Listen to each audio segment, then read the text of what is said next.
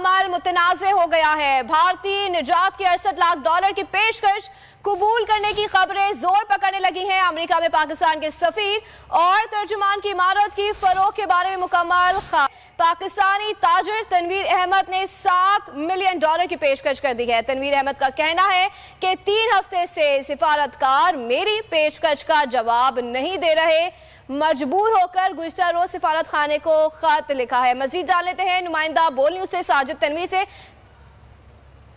ताजिर तनवीर हमारे साथ मौजूद है। जी सर, बताइएगा आपने क्या ऑफर दी है और अब तक जवाब क्यों नहीं आ रहा है सिफारत खाने की जानिब से? जी, मैंने $7 मिलियन की ऑफर दी है।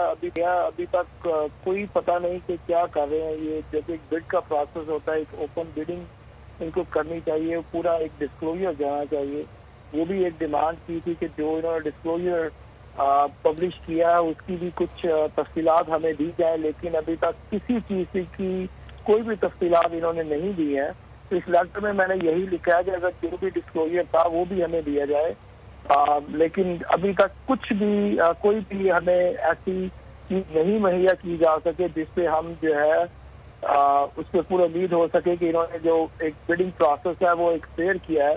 और मुझे जिस चीज़ का डर है वो यही है कि ये हमारे हमसाया मुल्क जो है ना वो इस बिल्डिंग को खरीद ना सके। तो मेरी कोशिश यही है कि इसको पाकिस्तान का असर ही रहना चाहिए। अच्छा सर, ये बताइएगा आपने दोबारा राब्ता करने की कोशिश की सिफारत खाने से? जी, मेरी कल भी बात करने की मैंने कोशिश की है, लेकिन किसी से कोई भी जो एक पूरी जवाब है वो नहीं आ सका। काफ़ी खोजने की कोशिश की कि क्या ये बिड का जो प्रोसेस है वो क्लोज हो चुका है या इसमें क्या नई सूरत हाल है कि कब तक ये जो बिल्डिंग की जो ट्रांजैक्शन है क्लोजिंग कब तक होगी, लेकिन सवाए खामोशी के और कुछ नहीं मिल सका। ठीक है, बहुत का तनवीर अहमद साहब अपडेट करने के लिए।